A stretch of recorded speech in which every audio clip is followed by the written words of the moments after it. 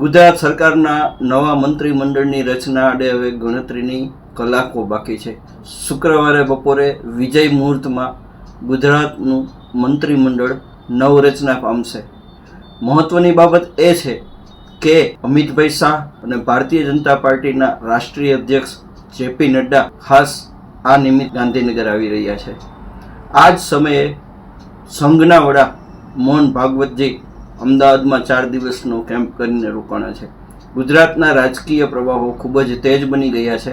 ખાસ કરીને ભારતીય જનતા પાર્ટીના સંગઠનમાં પ્રદેશ પ્રમુખ તરીકે જગદીશ વિશ્વકર્માની નિમણૂક થયા બાદ સંગઠન અને સરકાર બંનેમાં તેજ પ્રવાહો જોવા મળે છે.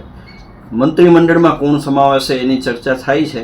લગભગ તમામ ધારાસભ્યોના વિસ્તાર વાઇઝ નામ ને એ બધું આવી ગયું છે. પરંતુ આ ગુજરાત સરકારના જે નવી કેબિનેટ છે એની નવરચના છે એના રાષ્ટ્રીય પણ કેટલાક મોટા મૂલ્ય છે. અને ખાસ કરીને ગુજરાતના પ્રધાનમંડળ અને સંગઠનમાં કોનો હાથ ઉપર રહે છે, કોનો પ્રભુત્વ રહે છે એ ખૂબ જ મહત્વનું છે. ગુજરાત આમ જોવો તો 4 નેતાઓ વચ્ચે વેચાયેલું છે. વડાપ્રધાન ઓફકોર્સ સૌથી ટોપ મોસ્ટ અને પાવરફુલ વ્યક્તિ છે, પરંતુ અમિતભાઈ એક સત્તાની ધરીનો બીજું પૈડું છે.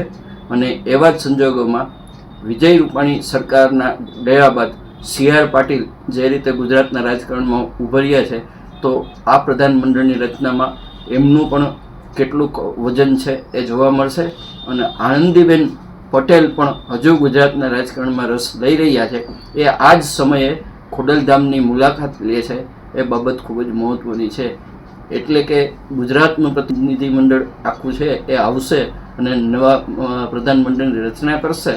પછી આપણે જોવાનું એ રહીએ છે કે એમાં કયા નામો આવે છે અને એનું કયા નેતા સાથે ઇન્ટરલોકિંગ છે એ ખૂબ જ મહત્વનું થશે. ભાજપ આવતા 10 વર્ષનું ભાજપ છે એ ગુજરાતથી નક્કી થશે અને ત્યારબાદ રાષ્ટ્રીય એ જ રીતે પ્રવાહોમાં ચેન્જ આવશે.